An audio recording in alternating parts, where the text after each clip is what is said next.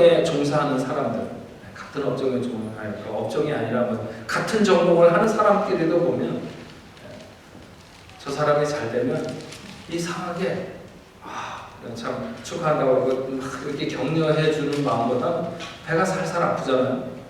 내가 안 되는 것도 아니지. 저 사람이 잘 되는 거고 나는 그냥 있는데 어쨌든 저 사람이 잘 되는 것만으로도 내가 뭔가 이렇게 마음이 불편해지는. 그러나 그렇게 흘러가도록 마음을 두어서는 안 된다는 것입니다. 다른 사람이 잘 될 때 적극적으로 격려하면서 내 주변에서 저 사람이 저렇게 잘 되는 데는 하나님의 역사하심과 하나님의 돌보심이 있는 것이 아닌가? 무엇이 저로 하여금 잘되게 하는지를 이렇게 들여다보려고 하는 이런 그 적극적인 이런 자세를 갖는 게 굉장히 중요해요. 그렇지 않은 것을 성경은 가르쳐서 육체를 쫓아가는 거라고. 다른 사람이 잘 되는 것에서 내가 화가 나고 불편해지고 이렇게 하는 이기심과 질투, 시기 이런 것이 결국 육체 욕망을 따라가는 것입니다. 로마서 8장 5절에 7절에 보면 육신을 따르는 자는 육신의 일을, 영을 따르는 자는 영의 일을 생각하나니 육신의 생각은 사망이요 영의 생각은 생명과 평안이라. 육신의 생각은 하나님과 원수가 되나니 이는 하나님의 벌법에 굴복하지 아니할 뿐만 아니라 할 수도 없습니다. 육신의 생각이 있고 영의 생각이 있습니다. 내가 무엇을 따라가느냐에 따라서 육신의 생각을 따르고 내 앞에 있는 환경을 따르고 육신의 욕망을 따르고 그냥 다른 사람이 잘 되는 것이 불편해서 내 마음이 자꾸 그를 시기하고 질투하는 이런 것으로 쫓아가도록 그냥 두게 되면 결국 그것은 육신을 쫓아가는 것이고, 영을 따른다는 것은 뭐예요?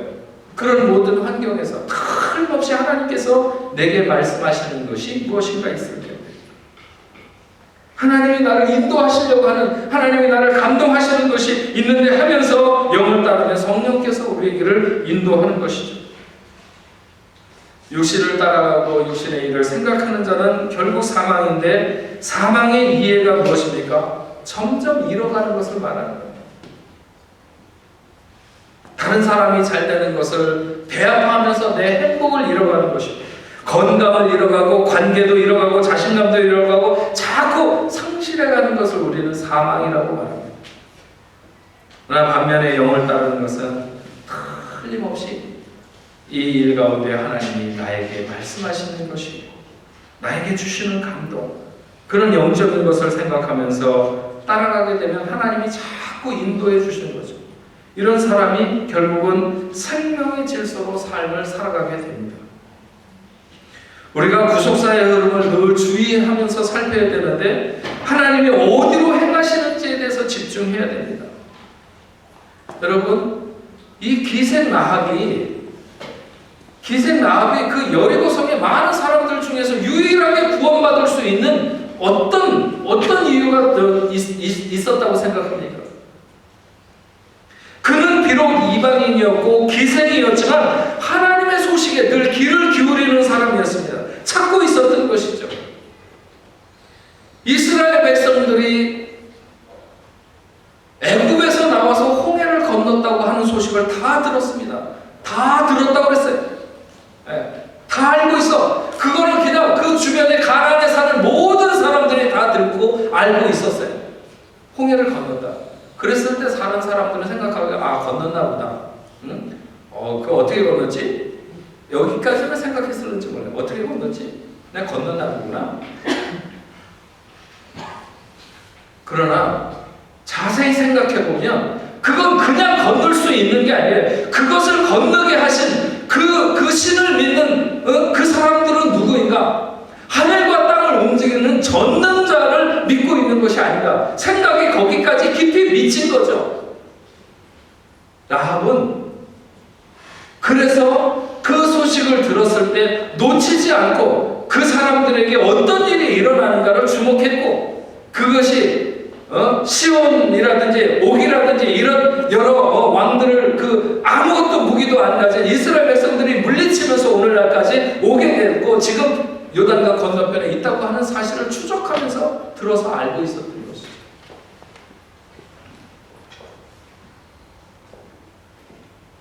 신앙 안에는 신분을 초월하고 과거를 초월하며 환경을 초월하는 능력이 있습니다. 여러분, 히브리서와 야고보서에 보면 기생 라합을 믿음의 조상들의 명단에 포함시킬 뿐만 아니라 아브라함의 믿음과 함께 라합의 믿음을 나란히 이야기하고 있어요. 히브리서 11장에 보면 믿음의 열정을 산 그 믿음의 영웅들에 대해서 기록하고 있는데, 여기에 보면 여호수아는 안 나오는데 라합의 이름을 기록하고 있는 것을 알 수 있어요.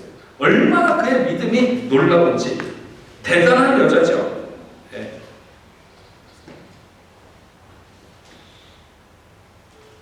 원래 어떤 목사님이 그런 얘기를 해요. 이 기생이 남자의 호주머니를 이렇게 잘 보는 훈련이 있는데, 이 라합이 하나님의 호주머니도 잘 보는 사람인가 보다. 정말 찬스를 잡은 거죠. 계속 멀리서 그 이스라엘 백성들이 움직이는 움직임 속에서 이 기생 라합은 하나님의 역사를, 하나님의 움직임을 보고 있는 거죠.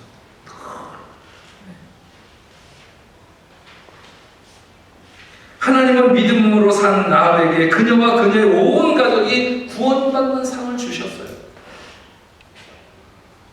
더 놀라운 건 뭐예요?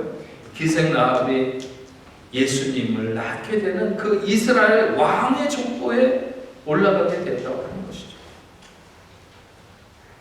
너무 놀랍지 않습니까? 네, 신앙의 힘이라고 하는 것이, 하나님을 바라보고 하나님을 신뢰한다고 하고 그 찬스를 잡는 것이 얼마나 위대한 일을 이루느냐는 것이죠. 그리고 야고보서 2장 25절에 보면 또 이와 같이 기생 라합이 사자들을 대접하여 다른 길로 나가게 할 때 행함으로 의롭다 하심을 받은 것이 아니냐.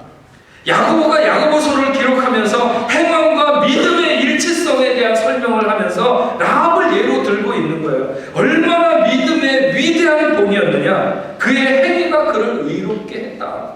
그의 행위가, 라합이 그렇게 한 행위가 그를 의롭게 하지 않았느냐. 생각만 한 게 아니라 위험을 감내하고 행했다고 하는 거죠. 그래서 제가 이번과 다음번에 여러분들에게 신앙은 목숨을 거는 것이다. 목숨을 거는. 히브리서 11장 31절에 믿음으로 기생 라합은 정탐꾼을 평안히 영접하였으므로 순종하지 아니한 자와 함께 멸망하지 아니하였더라. 라합의 믿음이 어떤 믿음입니까? 주의 종을 선대한 믿음. 그럴 수 있는 기회를 잡은 것이죠. 하나님께서 저분을 우리 집에 보내신 것은 하나님께서 나를 위해서 보내신 하나님의 사람이라고 하는 확신을 가졌기 때문에 목숨을 걸고 그들을 숨겨주고 그들을 도왔던 것입니다. 그게 목숨을 거는 거죠. 라합과 같이 우리의 과거가 형편없을 수도 있습니다. 현재가 고난으로 점철되어 있을 수도 있습니다. 그러나 거기에 묶이지 말고 믿음의 기회, 하나님의 뜻과 계획에 동참해서 여러분, 우리가 민감하게 늘 깨어서 거기에 목숨을 거는 여러분들이 되시기를 주의 이름으로 축원합니다. 기도하겠습니다. 하나님 아버지, 라합은 참 그 출생이 불행합니다. 그 어깨에 메어져 있는 짐은 말할 수도 없이 무겁습니다. 세상 사람들은 다 희망 없이 볼 수도 있습니다. 그러나 라합은 그렇지 않았습니다.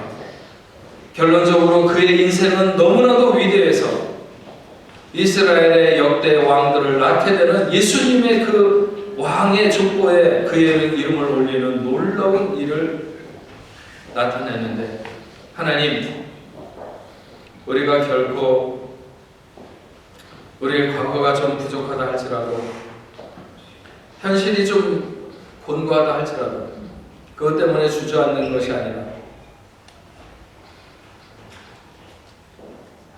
우리의 생애, 우리의 삶에 펼쳐지는 모든 것들, 이 속에 하나님께서 나를 향하신 뜻이 있다고 하는, 원수가 나를 괴롭게 해도 그 원수의 괴롭힘 속에서 하나님의 뜻이 틀림없이 있을 것이라고 생각하면서 관찰하고 찾으려고 하는 사람에게는 하나님께서 당신의 뜻을 이룰 수 있는 기회를 허락하시는 줄로 분명히 믿습니다.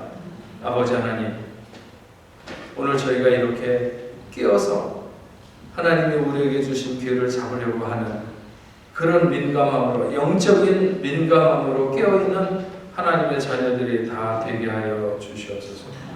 그래서 우리의 생을 통해서 하나님의 큰 뜻을 이루시는, 정말 당신의 계획을 이루어 가시는 이 놀라운 역사를 나타나게 하여 주옵소서. 예수님의 이름으로 기도합니다. 우리 찬송가 349장 네, 우리 힘차게 찬양하겠습니다.